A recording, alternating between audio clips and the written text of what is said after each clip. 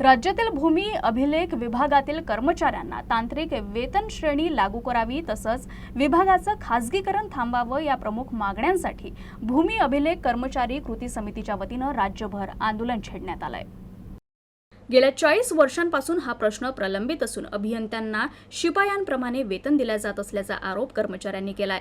न्यायालयाच्या माध्यमातून निर्णय झाल्यानंतरही राज्य शासनाकडून तांत्रिक वेतन देण्यास टाळाटाळ होत असल्याचं संघटनेचं म्हणणं आहे।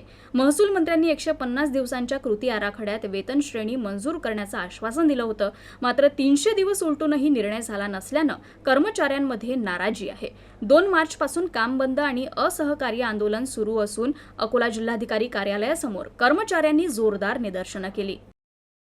महाराष्ट्र शासनामधील भूमी अभिलेख विभाग हा अतिशय महत्त्वाचा विभाग आहे। गेली 40 वर्षापासून या विभागातील कर्मचारी उपेक्षित आहे। काम करतो इंजिनियरचं पण वेतन मिळून राहिलं कारकुनी। या अन्यायाच्या बद्दल भूमी अभिलेख विभागातील 40 वर्षापासून संघर्ष करत आहे। या संघर्ष करत असताना शेवटी नाईलाजानं भूमी अभिलेख विभागातील कर्मचारी मॅटमध्ये गेले। मॅटमध्ये गेल्यावर कोर्टातून आमच्या बाजूने निकाल लागला। निकाल लागल्यावरही राज्य शासन तांत्रिक वेतन श्रेणी देण्यासाठी टाळाटाळ करीत आहे आणि माननीय महसूल मंत्री साहेबांनी 150 दिवसाच्या कृती आराखड्यामध्ये आम्हाला शब्द दिला होता की तुम्हाला आम्ही तांत्रिक वेतन श्रेणी मंजूर करू, परंतु 150 दिवस झाल्यानंतर 300 दिवस होऊन राहिल्या पण अद्यापपर्यंत या भूमी अभिलेख विभागाला तांत्रिक वेतन श्रेणी लागली नाही। त्यामुळे नाईलाजानं आम्ही 18 तारखेपासून असहकार आंदोलन सुरू केलं।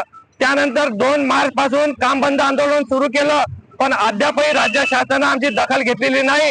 हे संपूर्ण भूमी अभिलेख कृती समितीच्या माध्यमातून राज्यभर आंदोलन सुरू आहे। तुम्ही पाहत असाल राज्यभरातून तीव्र उद्रेक होत आहे कर्मचाऱ्यांचा।